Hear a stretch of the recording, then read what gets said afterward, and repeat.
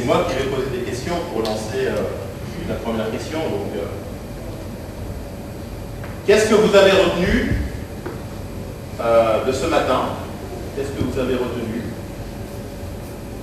de ce matin lors de la présentation lumière et non su, c'est ça? D'accord. Autre chose, qu'est-ce que vous avez retenu de ce qu'on a dit ce matin? Oui? Le principal facteur d'échec des projets, c'est le manque d'implication des ressources humaines. Ah oui, alors ça c'est intéressant. L'implication. D'accord. Principal échec des... Alors je notais user. Ok. Alors, est-ce que vous êtes d'accord avec la proposition numéro 2? Non. Il y a le besoin qui est le principal. Requirement. Pardon? C'est le besoin qui est le principal. Par exemple? Oui. La mauvaise organisation du cahier de charge? Exactement. D'accord, ça je suis d'accord. Ok. Alors, c'est ce qui est marqué aussi ce matin, c'est qu'on parlait de vous. D'accord. Il y avait des... Tout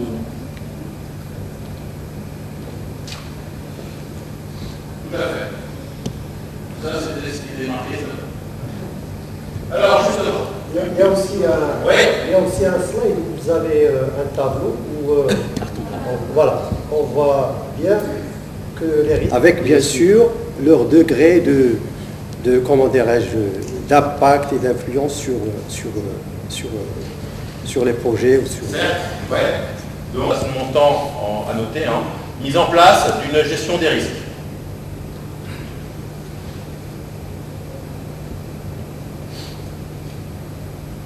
Tout à fait. Effectivement, on peut même aller plus loin quelquefois. Vous avez tout à fait raison.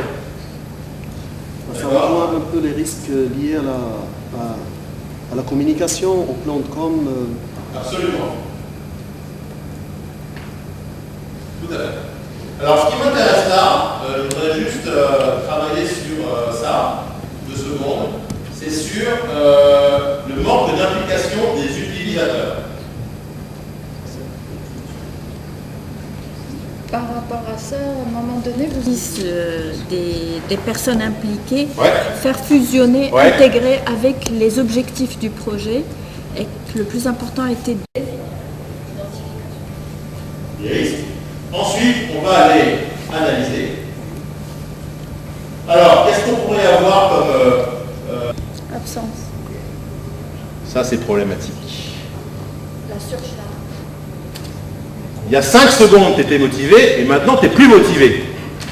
L'événement, il n'est pas simple. Prenons plutôt, dans cet exemple-là,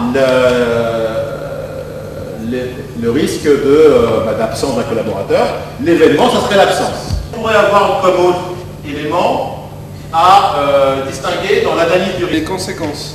Oui. Conséquences. Quoi d'autre? Allez, faites. Action. Pas tout de suite. L'occurrence. Priorité.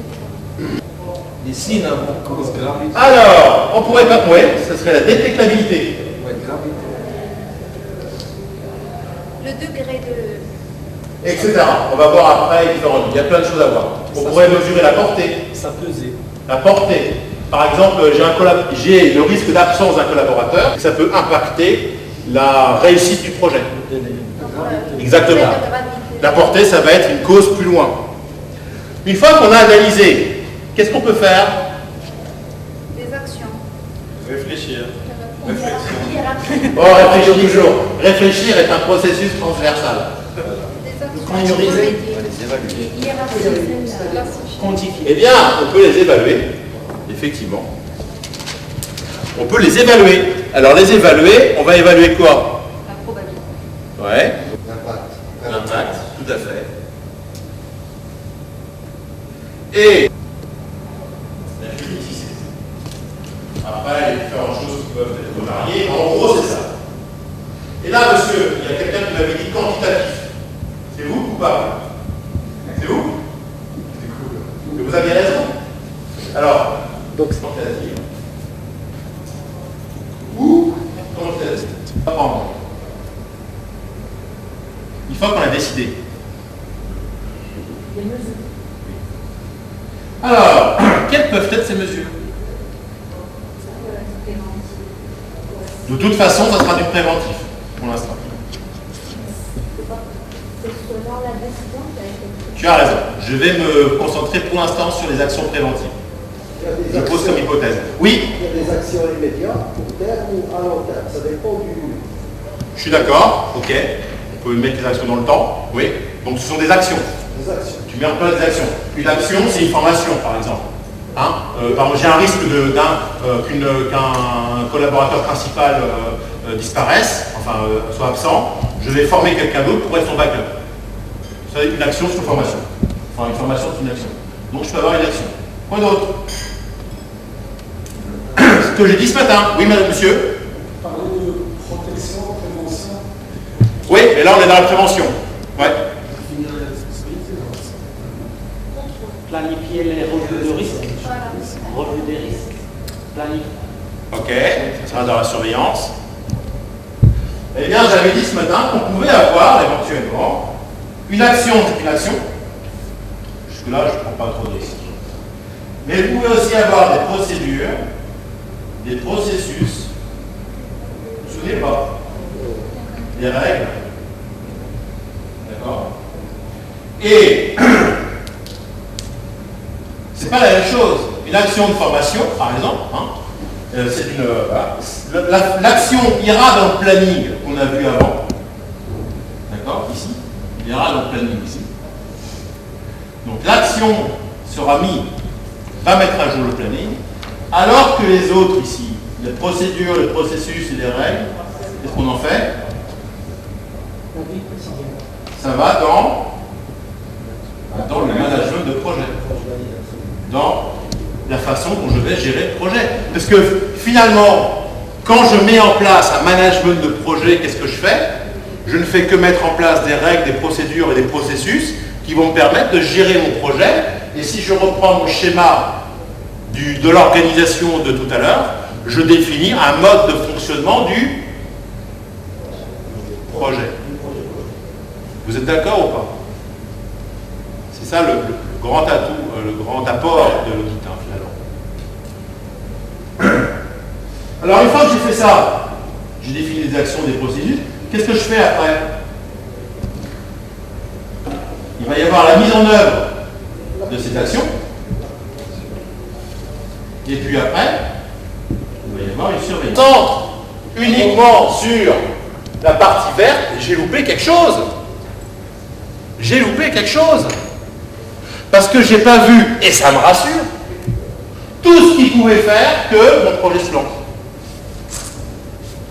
Alors, dans la pratique, un événement qui se passe, j'arrive à le gérer. Un deuxième événement, j'arrive à le gérer. Mais la succession d'événements imprévus, parce que c'est rarement des aléas qui me tombent dessus, hein, eh bien, à un moment donné, j'arrive dans une situation de non-contrôle de mon projet. Et c'est là que ça commence à devenir compliqué. À quel moment on peut parler de problème? Alors, ça dépend ce que vous mettez derrière la définition du mot problème. Si vous prenez la définition de utile, un problème est la répétition d'incidents, du même incident. Donc ça c'est la définition d'utile. Quelle est la définition que vous mettez derrière problème? C'est ça, en général c'est ça. Bah non, ça c'est utile, hein, qui le dit.